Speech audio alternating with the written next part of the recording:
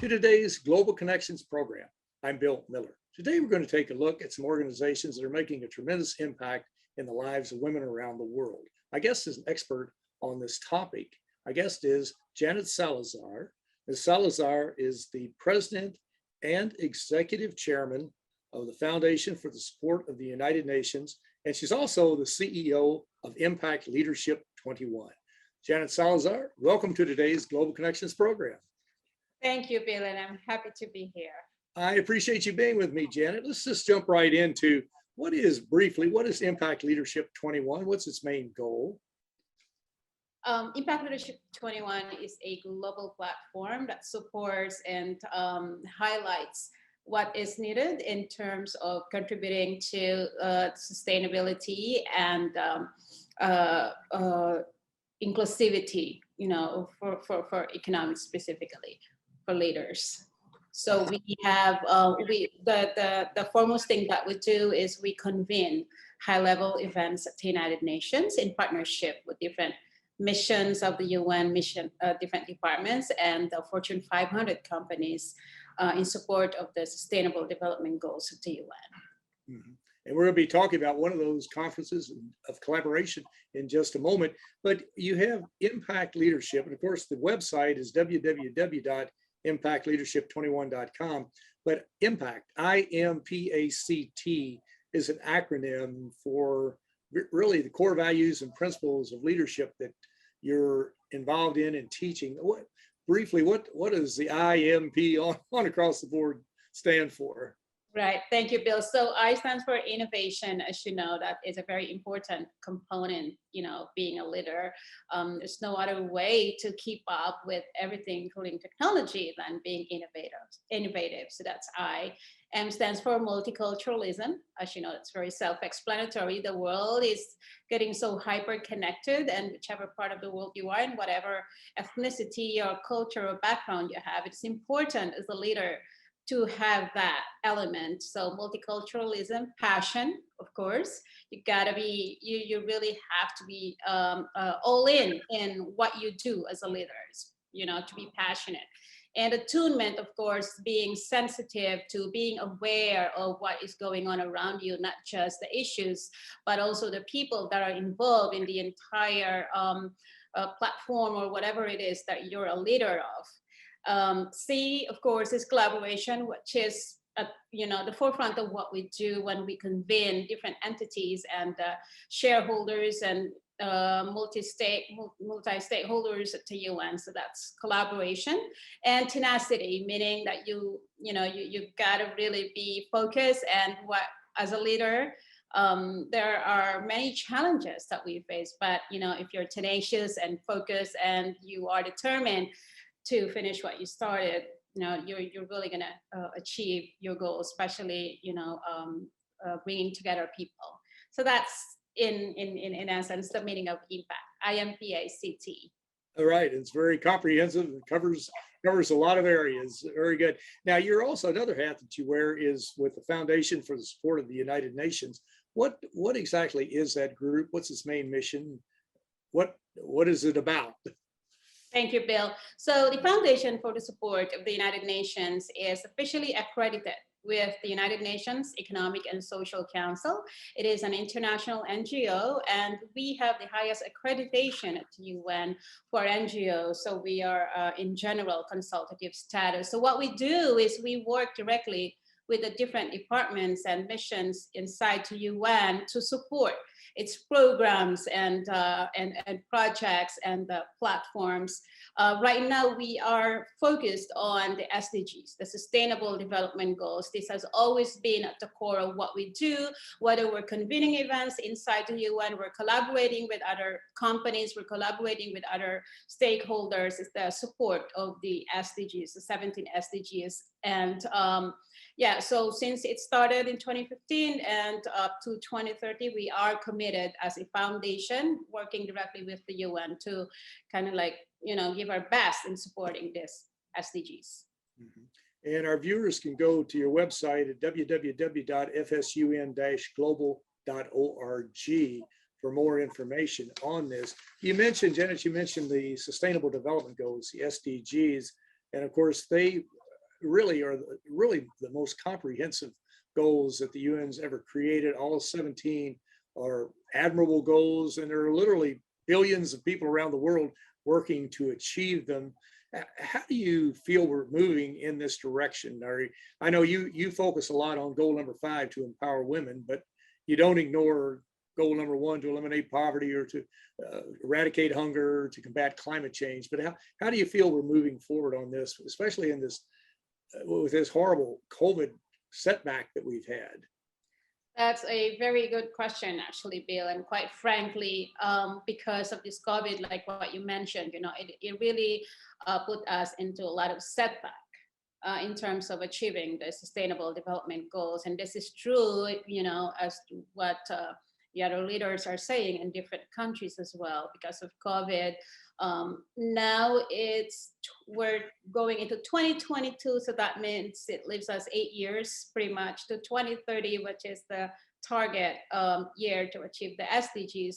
We are doing our best to contribute, and I know that all the other players in the world are doing their best, the government, the UN, the different foundations as well, private institutions, etc. But it's a mix for me personally, and of course from the other collaborators that I speak with, it's a mix kind of like feeling and projection that we have, right? And in another note, we know that everyone is doing their best, and then on another note, we have these events such as COVID that are just many times out of our control, and how it affects the trajectory or the progress of the SDGs sometimes goes beyond our control. So all we could do, I believe, is really just to do our best, to give our best shot, to allocate our resources as much as we can, to mobilize movement of achieving the SDGs. So what happens after 10 years? So in 2030, we hope that if we are not able to achieve everything, then at least we make a dent on the SDGs that matters the most, like number 5, which is the gender equality, of course, and education, health, and what we focus on also, which is the 17th, public-private partnerships for the goals, which is very important, because it is only through partnerships that we could really achieve this SDGs in 2030. Right. We can't do this alone. There's no way in the world any one group, one country, one region can combat climate change or can eliminate poverty and that type of thing. So we have to work on these together. And there are thousands, tens of thousands of organizations around the world that have adopted some or all of these sustainable development goals. You look at service groups like Rotary International, Kiwanis International, faith-based groups, environmental groups, labor unions, private sector businesses, just on across the board. They are working to try to achieve or to help achieve as many of these sustainable development goals as we can by 2030. We were talking about, when you gave the acronym IMPACT, you were talking about collaboration, and you have a conference coming up, the 9th Annual Power of Collaboration Summit at the United Nations in late March. What exactly is this Power of Collaboration Summit? What are its goals, and who are some of the main players? Thank you. So yes, you're right. This is going to be our 9th annual Power of Collaboration. Thank God that the UN decided to open its doors again to the civil society to be able to hold these kinds of important events like what we do. The Power of Collaboration pretty much is that we convene and we promote the importance of collaboration between the public sector and the private sector to achieve not just the SDGs, but really, the goals that are really important to us as human beings, our social goals, economic goals, and the unique element that we bring to the table, through this summit is that we really invite influencers and decision makers and, this high-level voices from the private sector inside the United Nations, so that they are able to not only directly present what they could contribute as corporations and public entities to the achievement of the SDGs, but also to hear what the public sector has to say, what the UN leaders has to say in terms of why the private sector has to get involved and has to allocate resources for us to achieve the SDGs, etc. So we do that. We do keynote speeches. We have a panel, a series of panel discussions for specific topics of the SDGs and the likes. Mm-hmm. I'm sure you're still working on your speakers list and that type of thing, but do you have functional areas? Do you have certain groups that are involved? I don't know, social media companies, whatever it might be, environmental groups, human rights groups, whatever. Are you breaking it down like that? Yes, absolutely, Bill. So right now, the three elements that we focus on is technology, which is really important. And of course, the sustainability, environmental sustainability, and there's that, and then innovation, which is of course part of technology, and investment, impact investment. So we still are working with our original and partners like IBM and Bloomberg Philanthropies, Microsoft. We have NASDAQ, Pfizer. This has always been, our long-term partners, and of course the different missions at the UN, the different countries that collaborate with us. The UN Office for Partnership. Hopefully they'll come on board again and to support this summit, and different startups as well. We're working on different big startups, to contribute to the voices in terms of talking about the role of breakthrough technologies and frontier technologies, all to contribute to the social goals we have as humankind, so to speak. So yeah, we're getting there. We are right now in the middle of putting together, these important topics and inviting key voices pretty much to contribute to the discussion. Definitely would love for you to be there. That would be such a treat if you could contribute and be one of the speakers, Bill. That would be amazing. And, and then have you highlight also what GCTV is doing in terms of being a global platform for voices like us to really amplify, what we could do for the SDGs. So you are definitely, I'm taking the liberty of making this public to invite you. Now we're on tape. Well, I appreciate the honor. Thank you. I can't say no. So that takes care of that. Very good. But it sounds like a wonderful conference. And before COVID, it's amazing when we think back, anytime you go into the United Nations, it was just a beehive of activity. There were private sector CEOs. You had just representatives of all types of non-governmental organizations coming to the United Nations for conferences to see how they could collaborate, how they could work together, and they could try to help create a better world, because as you mentioned, we can't do it in isolation. And it's so important that we all work together on this. Well, you're watching Global Connections Television, which is a privately funded, independently produced program. The opinions expressed on Global Connections are solely those of the moderator and his guests. We invite our viewers to go to our website at www.globalconnectionstelevision.com to view previous programs. Also, if you're involved with a PBS or community access television station, or perhaps an educational institution that has an intra-campus television hookup, or you do a podcast, or you just have a website and you like our shows and you'd like to share them, please feel free to do so. Global Connections Television is provided at no cost as a public service to help us better understand international issues and how they impact our lives. Today, we're talking about a wide range of international issues, especially how to empower women. And my guest is an expert on all of these topics. Janet Salazar is the president and executive chairman of the Foundation for the Support of the United Nations, and she's the CEO of Impact Leadership 21.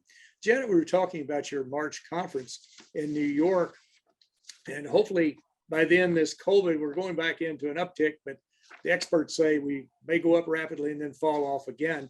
But I'm just curious, are the groups returning now? You network with a wide range of groups, are they all anxious to get back and to start working on these issues and to get involved as they were more so maybe than 2 years ago? Right. There are different consensus. On another note, everyone definitely remains passionate about contributing to the discussion and being there in person inside the United Nations after all this, almost 20 months of us being away from the UN pretty much because it closed down. So there is that excitement to just really, contribute to the conversations and interact and mingle with fellow leaders inside the UN. But at the same time, there is that you could feel that there is still that kind of uncertainty, especially now that there's the news of the Omicron virus and all that. So I want to say it's a mix, but the excitement pretty much is more evident compared to, say, last year when we were at the peak of of this pandemic, and everyone is just scared and really anxious about what's going to happen. So we are optimistic.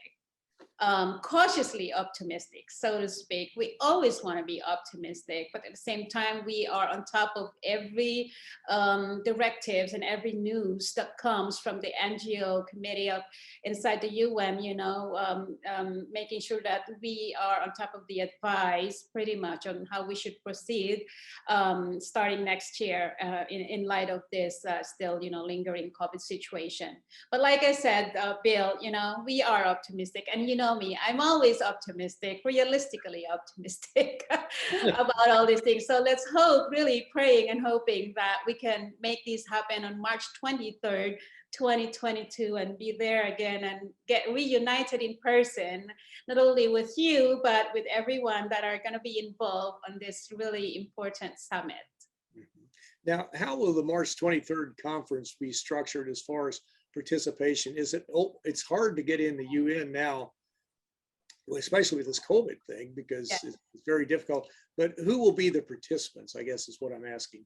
Yeah, so we are limiting the participants to around 200 guests only, and this is per invitation only, of course. So we will be very selective in terms of who we will be inviting, and that will be, people who are really able to participate. So the capacity inside the UN right now, they're calling for 50% only. So usually, as you know, our attendance for the past years has always been upwards of 300, between 300 to 400. So now with our official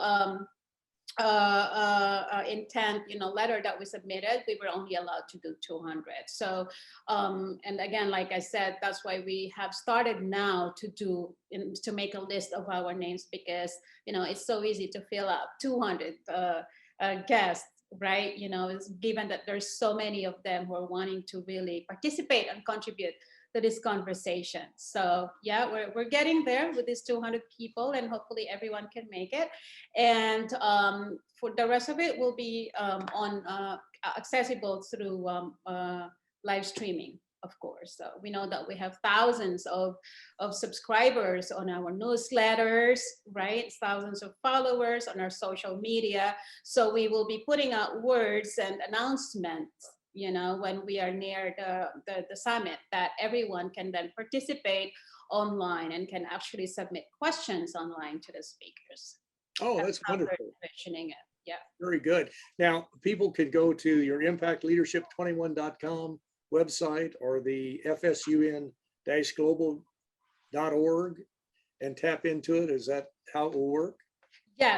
Yes, you're right, Bill. We will be dedicating a special page on both websites where there will be a link to access the summit in March 23rd. So okay. Yes, you're right. Yeah. Wonderful, wonderful. Well, you've been involved in these issues for many years. You've been a leader in your area, especially focusing on all the issues, especially empowering women, gender equity, that type of thing. What do you see as some of the major issues we're going to be dealing with as we move forward over and above COVID? I hope we're going to put it in our rear view mirror hopefully by February, but we'll see how that works. But what do you see as some of the major issues that you'll be focusing on in the future that maybe you're focusing on now, or maybe new ones?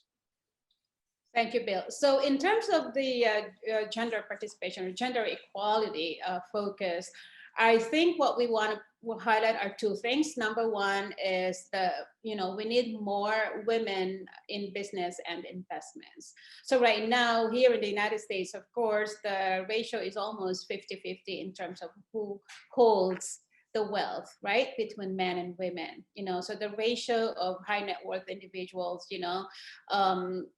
when you talk about women, that really is increasing. So we want that to continue, and we want that to really accelerate some more, so that there's more wealth around when it comes to management by women and owned by women. As you know, when women has more wealth, it cascades down. The domino effect is really, really positive in terms of their contribution to the social programs and just overall, doing good for people. So that's number one, investment and wealth for women by women. And then the second one is political participation. We believe that as a leadership platform, that we need to have more women in politics. We've achieved that. We've had a healthy, I might say, trajectory during the last couple of elections that we've had here in the United States and throughout the world. We're getting, a lot of women participating in higher offices in their governments and, a lot of political actions and platforms. But we want that to be, again, like I said, more. We want more participation from women at all levels, across all levels of governance, not only here in the United States, but across the world, of course. So that's the second focus that we want to amplify moving forward, Bill. Yeah, it's very important for us. And some countries do have a very high level of participation. I just off the top of my head, I remember, I think Nigeria, maybe Rwanda, some of the European, Scandinavian countries, New Zealand, Iceland, different ones like that. The United States has not been a leader in this area, I don't believe. So, but it is occurring in other parts of the world. And of course, women have so much to contribute to the overall discussion of these policies and issues, and they are certainly adversely affected or positively, whichever the case might be. So it's important to move forward on that. Yes. Absolutely, yes. And there's also, of course, the pressing issue right now of environmental sustainability. And that's another one that's really has been a very strong rally, like a very strong voice from our partners, especially at the private sector, the sustainable environmental sustainable platforms, so to speak. So a lot of talks about ESG, as you know. Environmental, social, and governance. A lot of platforms being created around that. A lot of participation from the highest levels, from the UN, World Health Organization, World Bank, IMF, and all that. Lots of financial resources as well from companies, even investment companies. The biggest players around the world in the investment industry are pouring billions of money into ESG and the measurement of that. So we hope that this continues moving forward, and we hope to be able to participate as well in that in that movement, that we have right now. The call is just really very strong on environmental sustainability, and rightly so. We should have started this, before 10, 15, 20 years ago. But, what we could do right now really is just to get on board and give our full support, for environmental sustainability and climate. Right. That I was talking to some people the other day, and I commented on how if we had listened back when we were being warned about the tipping point, back in the 90s, but certainly early 2000s, and had taken it seriously and started moving in the right direction, we would be far better off today. We would have a cleaner environment. We'd have cleaner energy. We'd have more jobs available. We would have fewer problems in the environmental area. But we waited, and now we're on the backside trying to catch up. But Janet, in our last 30 seconds, do you have a parting message for our viewers? Thank you, Bill. Wow, we went so fast. My goodness. Yes, it does. Yes. You're right. Really, just everyone to stay safe and stay healthy, and we invite you to continuously, do your best and give your resources if you can to contributing. It doesn't matter it's the SDGs or what, or just in your own little community, whatever you can do to better the lives of others. I think would also make a better life for every one of us. So yeah, do your part in contributing to the betterment of other people. I think that's, Exactly. And we can all play a role, and we all have to. We Yes. really need to, and we can all contribute in some way, shape, or form to help create a better world. And of course, we can find out more about the Sustainable Development Goals. Google Sustainable Development Goals or go to un.org and learn more about them and get more information on not just the goals, but also a variety of other initiatives underway in the area of economic development, peacekeeping, human rights, and many others. But Janice Salazar, I want to thank you so very much for a very interesting and a very informative program. Thank you, Bill, so much. Always a pleasure to be here with you. Good to see you. I'm Bill Miller. Thank you for joining us today on Global Connections Television.